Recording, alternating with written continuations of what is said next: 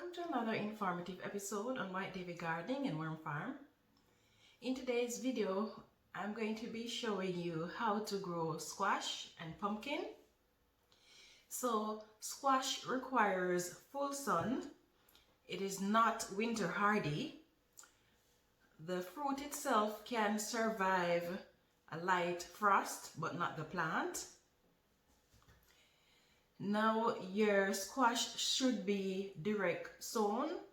You can also start it from seeds indoors a few weeks before the growing season begins. And your soil temperature needs to be at least 25 degrees Celsius or 77 degrees Fahrenheit. So let's get into how you prepare your soil for planting squash. Squash are heavy feeders, and so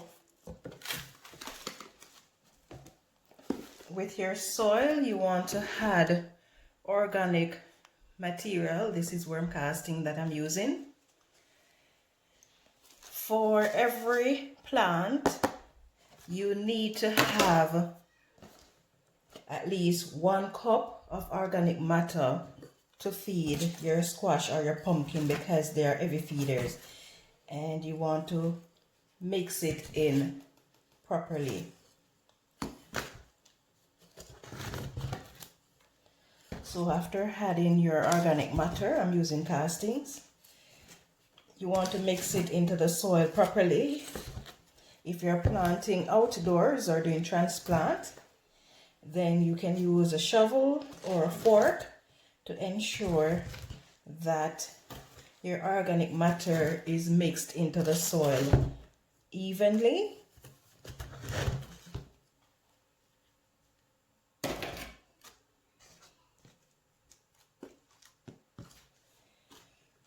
Okay, so you want to sow your squash or pumpkin seeds 1 inch deep, and for every hole you need to use 3 seeds just in case some doesn't germinate.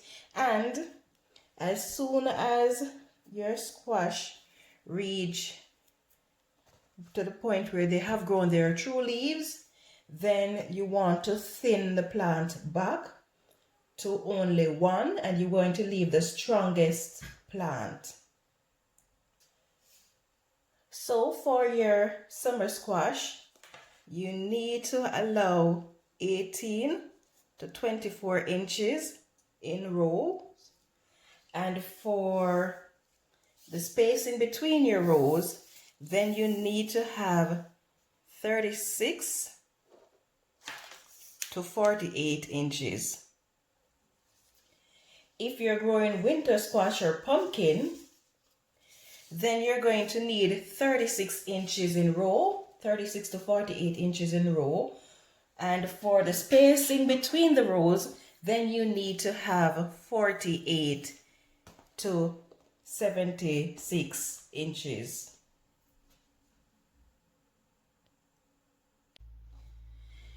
If you're going to be trellising your squash, then you can reduce the spacing between your plants.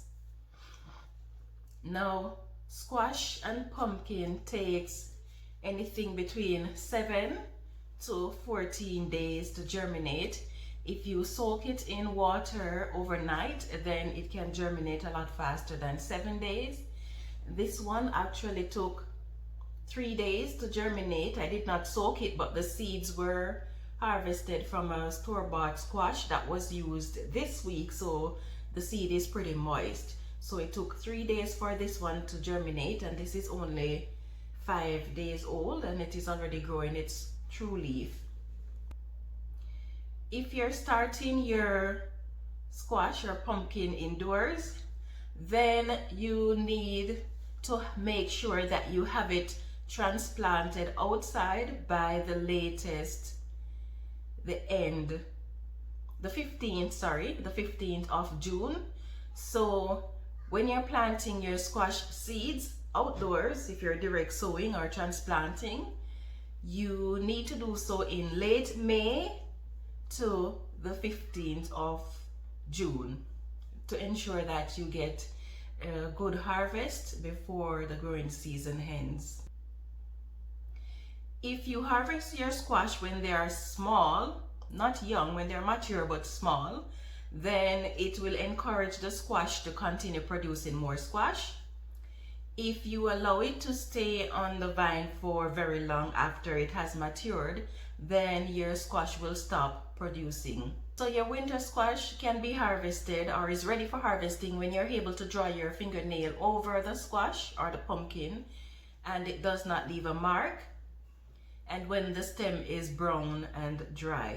So when you're harvesting your squash, you need to cut it 2 inches, cut the stem 2 inches above the squash. Squash and pumpkin may be affected by bacterial wilting, and if that occurs, then you need to remove the plant immediately. It can also be affected by stripe or spotted cucumber beetles, and once that happens, you have to take action. You cannot delay or else the problem will spread. Powdery mildew is another problem that may affect your squash.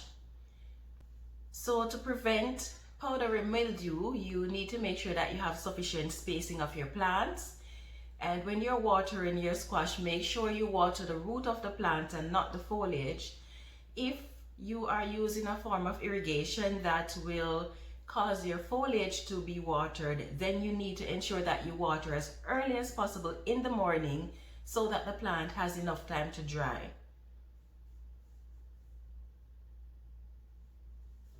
So, did you find this video informative?